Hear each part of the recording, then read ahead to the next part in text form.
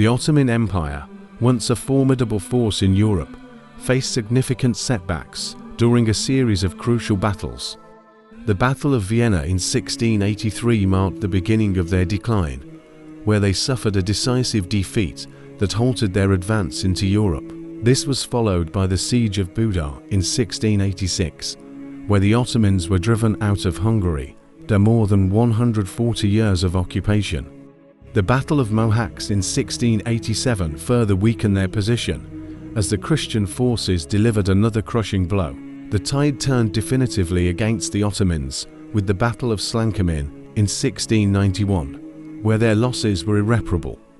These defeats, compounded by the death of Sultan Ahmed II in 1695, marked a significant turning point in the Ottoman Empire's military fortunes, signaling the beginning of their long decline in the face of a resurgent Europe. In 1695, the Elector of Saxony, Augustus the Strong, became the commander of the Habsburg forces.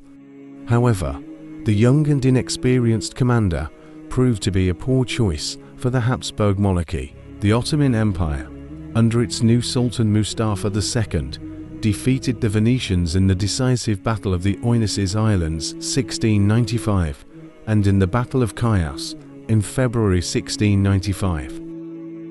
In the summer of 1695, Sultan Mustafa II personally led the Ottoman army and captured Lipovo.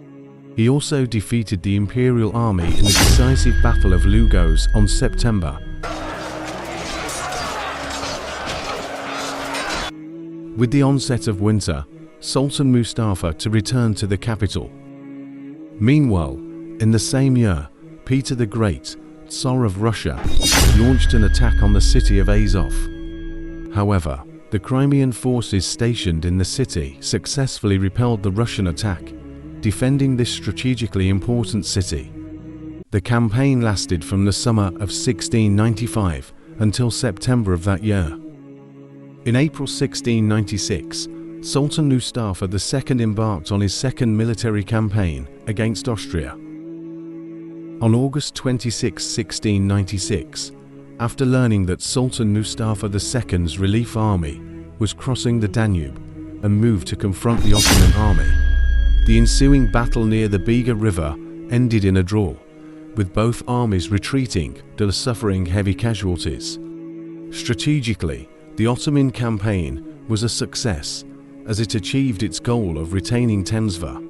The Ottoman army also defeated the Austrians in the Battle of Seyne. However, the onset of winter once again forced Sultan Mustafa II to return to the capital.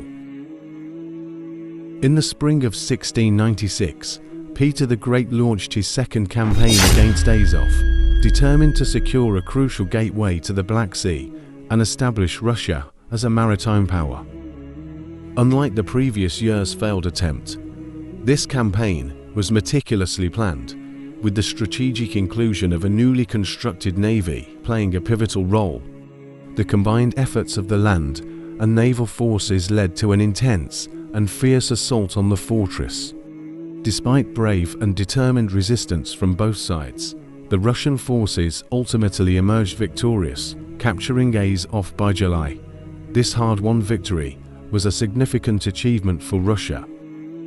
As the conflict continued into 1697, Augustus had stepped down from his command that same year to pursue the throne of the Polish-Lithuanian Commonwealth, leaving a leadership vacancy.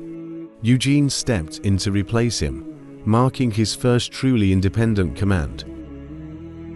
The victories of the past 2 years had emboldened Sultan Mustafa II, leading him to take the offensive in 1697.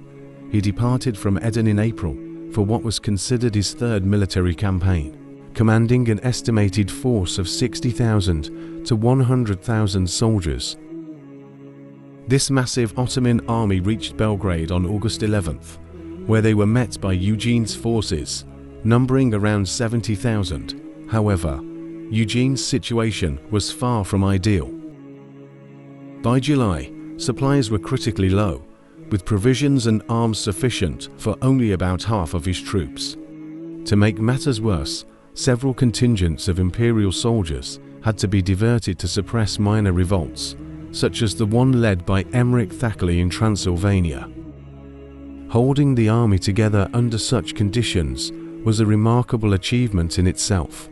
Eugene was supported by capable commanders like Guido Starhemberg, but despite their efforts, the Viennese court issued strict orders for Eugene to remain on the defensive. Upon receiving information about the movements of the Ottoman forces, Eugene made the strategic decision to concentrate most of his available troops around Petrovaradin, a town located north of Belgrade. By the time this maneuver was completed, he had around 50,000 soldiers under his command. Meanwhile, Emmerich Thackeray advised Sultan Mustafa II to march toward Transylvania rather than north, a suggestion the Sultan accepted, directing his forces toward the Habsburg-held in Transylvania region. On September 10th, the Ottomans reached the river Tisa and began fording it the next day. Despite the engineers' superb work, crossing such a river with a large army was a slow and risky process, effectively splitting the army into two vulnerable halves during the crossing.